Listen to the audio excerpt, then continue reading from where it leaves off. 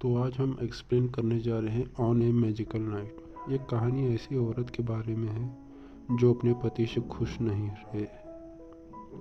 रहती है। फिल्म की शुरुआत में हम मारिया को देखते हैं। वो छिप के बातें सुन रही होती है, अपने स्टूडेंट के साथ घपाघप करने आई रहती है। उस लड़के का नाम लियोनोर होता है।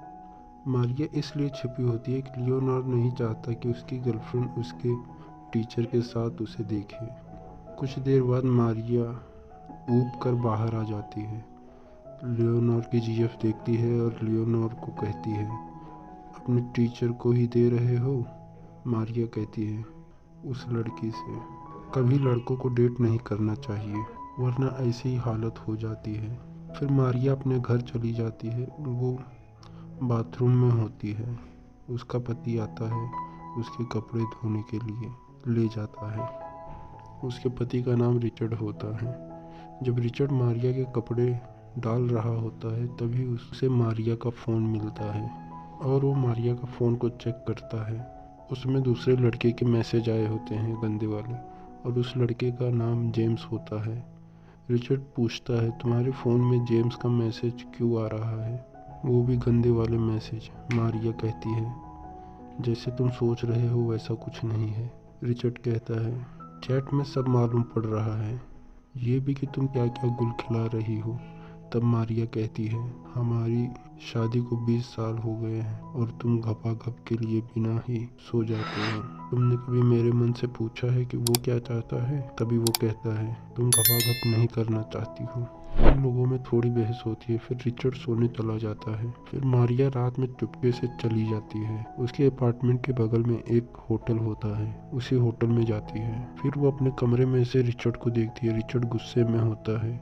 फिर मारिया उसी होटल के कमरे में सो जाती है। कुछ देर बाद उसका तीसरा बॉयफ्रेंड आता है जिसका नाम भी रिचर्ड होता है। कुछ देर बाद बात करने के वो शुरू हो जाते हैं। रिचर्ड मारिया के कुएं से पानी निकाल रहा होता है।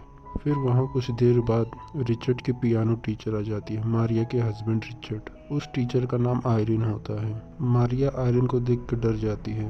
वो पूछती है, तुम कौन हो? आयरिन अपने बारे में मारिया को बताती है, मैं रिचर्ड की दोस्त हूँ। फिर आयरिन सोचने लगती है कि वो और रिचर्ड कैसे करते थे घपाघप। फिर वहाँ रिचर्ड भी आ जाता है। आयरिन मारिया से कहती है, मैं तुम्हारे पति के पास जाऊँ घपाघप करने के लिए? मारिया कहती है, तुम यही चाहती हो? रिचर्ड कहता है, ये करने से मेरा पीछा छोड़ दोगी? फिर वो लोग थोड़ा बात करते हैं और आयरिन वहाँ से चली जाती है। फिर आयरिन मारिया के हस्बैंड रिचर्ड के पास जाती है। वो इस रिचर्ड की टीचर होती है।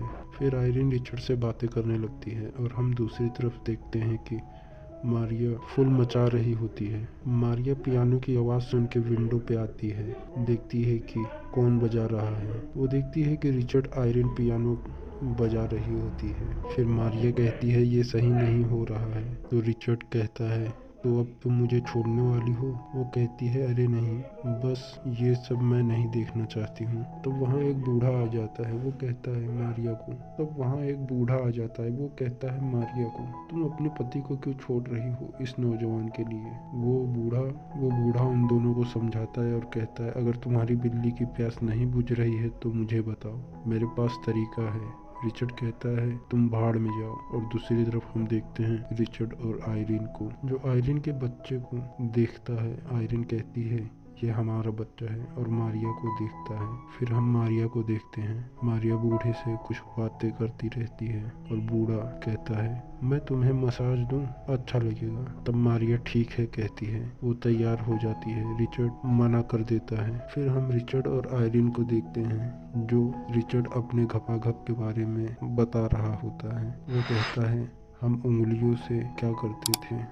फिर कुछ देर बाद मारिया दूसरे विंडो पे जाती है तो वहाँ उसका दूसरा आशिक ढूंढ रहा होता है। फिर वो मारिया को देखता है और कहता है, मैंने तुम्हें 200 मैसेज किए, कितने फ़ोन किए, तुमने उसका जवाब नहीं दिया। फिर मारिया कहती है, तुम यहाँ से अभी जाओ, मैं तुम्हें बाद में मिलती हूँ। फिर बूढ़ा उसे उसका रूम नंबर बता देता है। फिर वो देखती है कि कमरे में कई सारे लोग होते हैं, सब मारिया के आशिक होते हैं। वो सब कहते हैं तुम्हें अपने पति को धोखा नहीं देना चाहिए। फिर रिचर्ड आता है और कहता है आप सब दूसरे कमरे में चलिए, हम आते हैं। फिर वहाँ पे वही लड़का आता है और पूछता है ये बूढ़ा कौन है। मारिया कहती है तुम झगड़ा मत करना। बूढ़ा उसे ढकेल देता है और मारिया कहती है उसे अपनी बात रखने दो। वो कहता है तुम मेरे साथ चलो, मैं तुम्हें बहुत प्यार करता हूँ। इसके बाद वो मारिया को किस कर लेता है। बूढ़ा उस पर गुस्सा करता है। तब वहाँ पे रिचर्ड आ जाता है। फिर वो लड़का रिचर्ड की नाक तोड़ देता है और कहता है यही है तुम्हारा पति या बॉयफ्रेंड। फिर मारिया कहती है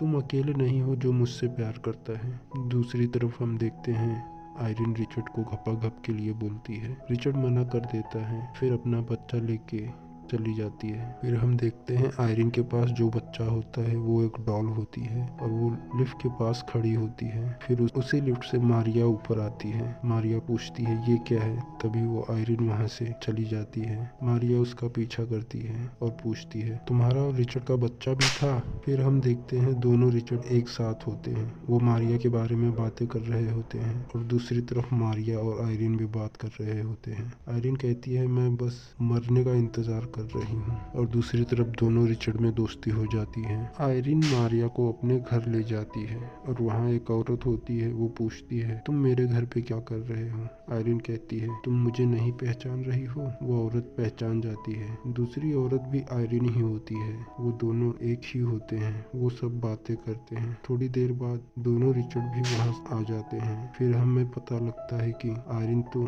सपना देख रही थी।